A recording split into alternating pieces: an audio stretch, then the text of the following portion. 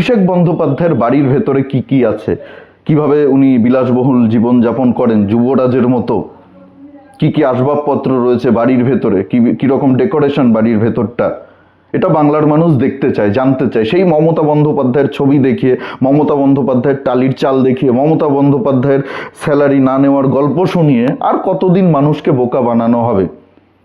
একবার ভাইপোর এরকম ইন্টারভিউ নিক দেখি কোনো সংবাদ মাধ্যম। অভিষেক বন্দ্যোপাধ্যায় কেন এই ধরনের ইন্টারভিউ দেন না? কেন বারবার মমতা বন্দ্যোপাধ্যায়ের এই ছবিটাকেই দেখানো হয় যে উনি টালির চালার বাড়িতে থাকেন, উনি বেতন নেন না, উনি ছবি এঁকে, উনি গান গেয়ে, উনি বই লিখে জীবনযাপন করেন। আর ওনার যে ভাইপো, তৃণমূলের যিনি সেনাপতি, তৃণমূলের যিনি যুবরাজ, তিনি কিভাবে জীবনযাপন করেন, তার বাড়িটা কেমন, তিনি আদৌ বাড়িতে থাকে নাকি রাজপ্রাসাদে থাকে, প্যালেসে থাকে, সেটা বাংলার মানুষ দেখতে চায়। সেই বাড়ির ভেতরটা কীরকম, কী কী আসবাবপত্র রয়েছে, কিভাবে তিনি জীবনযাপন করেন সেই বাড়ির ভেতরে, কি কি সুযোগ সুবিধা আছে, কত বড় বাড়িতে উনি থাকেন, এটা বাংলার মানুষ দেখতে চায়। অভিষেক বন্দ্যোপাধ্যায় এই ধরনের একটা ইন্টারভিউ দিক সুমন দেকে বাড়িতে ডেকে। গতকালকে দেখলাম সুমন দে মমতা বন্দ্যোপাধ্যায়ের কালীঘাটের বাড়িতে গিয়ে মমতা বন্দ্যোপাধ্যায়ের একটা সাক্ষাৎকার নিয়েছেন, ইন্টারভিউ নিয়েছেন।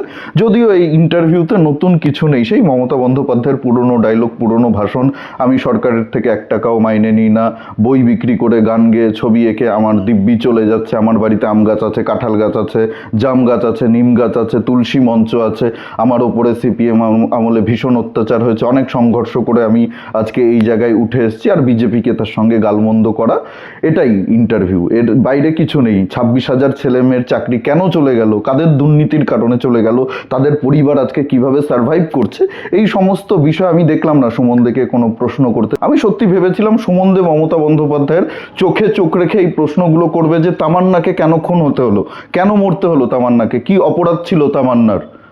আমি ভেবেছিলাম সুমন দে প্রশ্ন করবে মমতা বন্দ্যোপাধ্যায়ের চোখে চোখ রেখে যে আপনি বলেছিলেন 2021-এর বিধানসভা নির্বাচনের আগে ডবল ডবল চাকরি হবে, ডবল ডবল কর্মসংস্থান হবে। আজকে আপনি 2026-এর বিধানসভা নির্বাচনের আগে চাকরি তো দিতেই পারলেন না, আপনি উল্টে বেকার যুবকদেরকে ভাতা দিচ্ছেন মাসে 1500 টাকা করে। এই প্রশ্নটা সুমন দে করবে, কিন্তু কোনো প্রশ্ন এই ধরনের আমি দেখলাম না, অবাক হলাম সত্যি। কিন্তু একটা বিষয় আপনারা কি লক্ষ্য করেছেন, মমতা বন্দ্যোপাধ্যায়ের ইন্টারভিউ যেভাবে দেওয়া হয় সেভাবে অভিষেক বন্দ্যোপাধ্যায় কেন ইন্টারভিউ দেন না? আমার একটা প্রশ্ন আছে, অভিষেক বন্দ্যোপাধ্যায়ের এই ধরনের ইন্টারভিউ আমি দেখতে চাই। তার বাড়ি একেবারে দরজা থেকে শুরু করে তার পুরো বাড়িটা, কত বড় বাড়িতে উনি থাকেন, সেটাকে বাড়ি বলা ভালো নাকি সেটাকে প্যালেস বা রাজপ্রাসাদ, যুবরাজ তো উনি, যুবরাজ তো রাজপ্রাসাদেই থাকেন, সেই হোম ট্যুরের একটা ইন্টারভিউ আমি দেখতে চাই।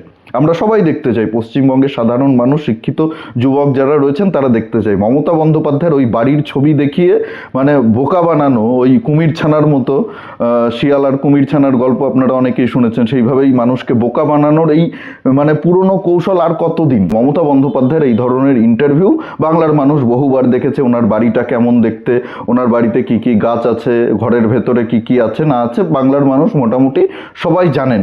কিন্তু অভিষেক বন্দ্যোপাধ্যায়ের বাড়ির ভেতরে কি কি আছে, কিভাবে উনি বিলাসবহুল জীবন যাপন করেন যুবরাজের মতো, কি কি আসবাবপত্র রয়েছে বাড়ির ভেতরে, কিরকম ডেকোরেশন বাড়ির ভেতরটা, এটা বাংলার মানুষ দেখতে চায়, জানতে চায়। সেই মমতা বন্দ্যোপাধ্যায়ের ছবি দেখিয়ে, মমতা বন্দ্যোপাধ্যায়ের টালির চাল দেখিয়ে, মমতা বন্দ্যোপাধ্যায়ের স্যালারি না নেওয়ার গল্প শুনিয়ে আর কতদিন মানুষকে বোকা বানানো হবে। একবার ভাইপোর এরকম ইন্টারভিউ নিক দেখি কোনো সংবাদ মাধ্যম। অভিষেক বন্দ্যোপাধ্যায় কেন এই ধরনের ইন্টারভিউ দেন না? কেন বারবার মমতা বন্দ্যোপাধ্যায়ের এই ছবিটাকেই দেখানো হয় যে উনি টালির চালার বাড়িতে থাকেন, উনি বেতন নেন না, উনি ছবি এঁকে, উনি গান গেয়ে, উনি বই লিখে জীবনযাপন করেন। আর ওনার যে ভাইপো, তৃণমূলের যিনি সেনাপতি, তৃণমূলের যিনি যুবরাজ, তিনি কিভাবে জীবনযাপন করেন, তার বাড়িটা কেমন, তিনি আদৌ বাড়িতে থাকে নাকি রাজপ্রাসাদে থাকে, প্যালেসে থাকে, সেটা বাংলার মানুষ দেখতে চায়। সেই বাড়ির ভেতরটা কীরকম, কী কী আসবাবপত্র রয়েছে, কিভাবে তিনি জীবনযাপন করেন সেই বাড়ির ভেতরে, কি কি সুযোগ সুবিধা আছে, কত বড় বাড়িতে উনি থাকেন, এটা বাংলার মানুষ দেখতে চায়। অভিষেক বন্দ্যোপাধ্যায় এই ধরনের একটা ইন্টারভিউ দিক সুমন দেকে বাড়িতে ডেকে। অভিষেক বন্দ্যোপাধ্যায়ের বিলাসবহুল জীবনযাপন, তার রাজপ্রাসাদ, সেই ছবি কেন বাংলার মিডিয়া তুলে ধরে না? তৃণমূলের চুনোপুটি নেতাদেরও রাজপ্রাসাদের মতো বাড়ি, সেগুলো বাংলার মানুষ খুব ভালো করেই জানে। সেই মমতা বন্দ্যোপাধ্যায়ের ইমেজ দেখিয়ে মমতা বন্দ্যোপাধ্যায় বারবার বলবেন নির্বাচনের আগে সব আসনে আমিই প্রার্থী, আমাকে দেখে আপনারা ভোট দিন, আপনার এলাকার যিনি প্রার্থী তাকে দেখতে হবে না, তিনি চুরি করছে, তোলাবাজি করছে, কোথায় মাস্তানি করছে, কোথায় মানুষ খুন করছে সেসব দেখার দরকার নেই, কোথায় দুর্নীতি করছে দেখার দরকার নেই। আপনারা আমাকে দেখে ভোট দিন, আমার ইমেজকে দেখে ভোট দিন। আমি সরকারের থেকে 1 টাকাও বেতন নিই না, 1 টাকাও পয়সা নিই না। আমি টালির চালের বাড়িতে থাকি। ওনার পার্টি কোটি কোটি টাকা খরচ করে আইপ্যাককে ব্যবহার করছে। আইপ্যাক তো ফ্রিতে কাজ করছে না, কোটি কোটি টাকা খরচ হচ্ছে আইপ্যাকের পেছনে। একজন মুখ্যমন্ত্রীর তো কোনো কিছুর অভাব নেই। আজকে মমতা বন্দ্যোপাধ্যায়ের যারা ভাই রয়েছে, মমতা বন্দ্যোপাধ্যায়ের যারা ভাইজি রয়েছে, মমতা বন্দ্যোপাধ্যায়ের যারা আত্মীয় স্বজন পরিজন রয়েছেন, আমি অভিষেক বন্দ্যোপাধ্যায়ের কথা বাদই দিলাম, তাদের অবস্থা গিয়ে দেখুন কোথায়।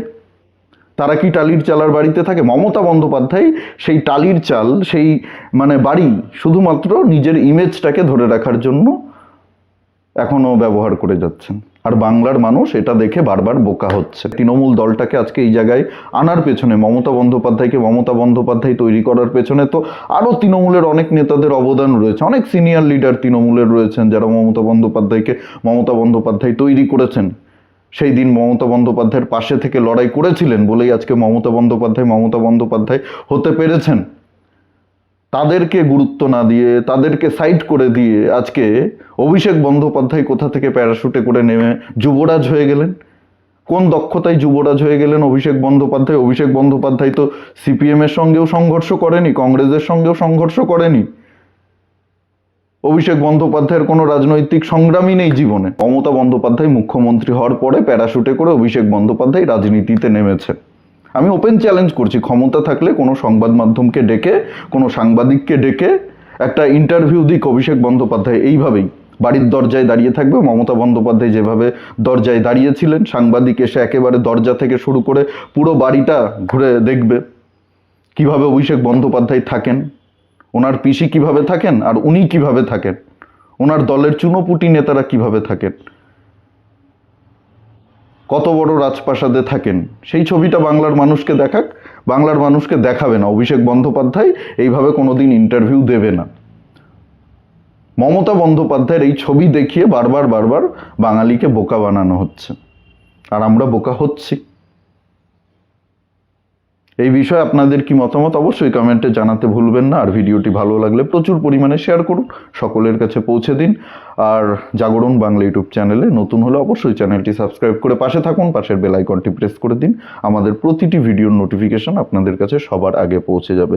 সবাই খুব ভালো থাকুন, সুস্থ থাকুন, আশেপাশে সবার খেয়াল রাখুন। জয় হিন্দ, বন্দে মাতরম, ভারত মাতা কি জয়।